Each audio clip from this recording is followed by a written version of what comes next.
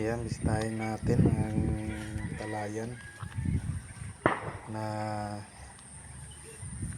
sinaboy ng pamangkin ko. Ayan, yan sa nag-vlog. Ayan, bali 20 days na yan. Ang ganda ng tubo, berding berde. Ayan, ayan, may tubig, pati ang kanal mayroong tubig.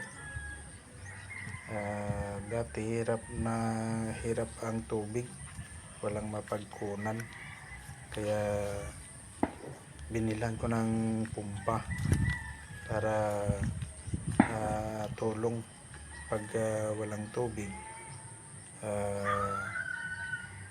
para may paggamitan ng patubigan. Merong fish pond din yan, 2 butas, kaya yun ang pinag-ipunan ng tubig para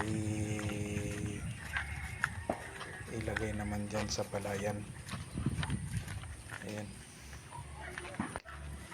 wala pa yan abono. Bali 20 days.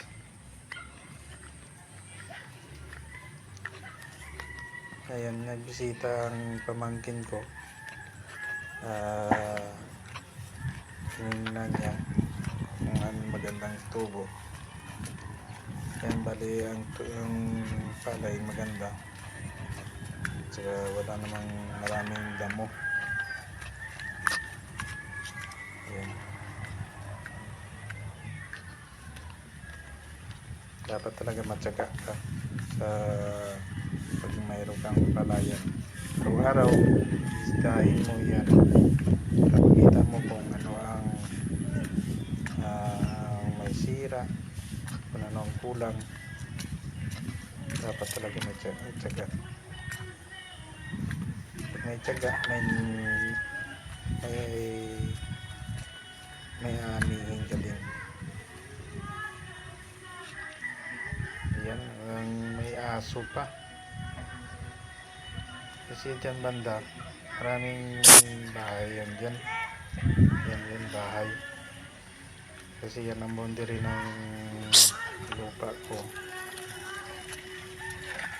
Kaya maraming aso. Ayan, kinaboy niya.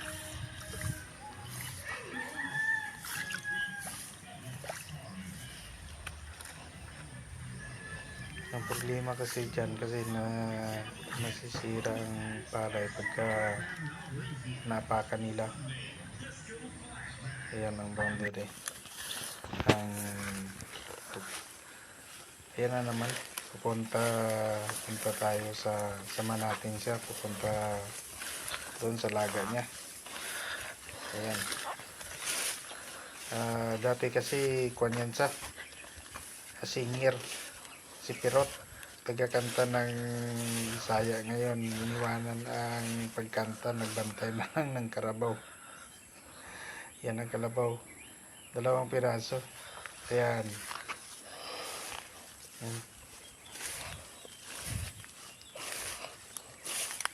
iniwayway niya lang, tapos iniwanan niya. Pumunta sa kanina doon sa palayan. Yan, yan, may ilap nga, galing kasi Lambunaw yan. Kalabaw ng misis yan eh, kinuha niya doon sa kapatid niya sa Lambunaw. Yan,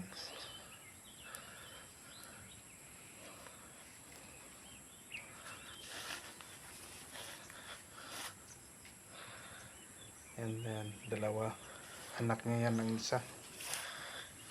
Ayan, itinali niya sa puno na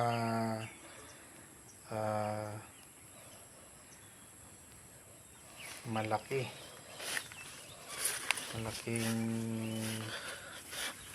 puno, tinalian niya. Ayan,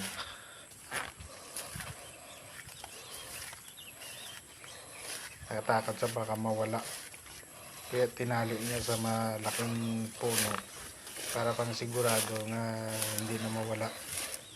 Ayan, yan ang puno.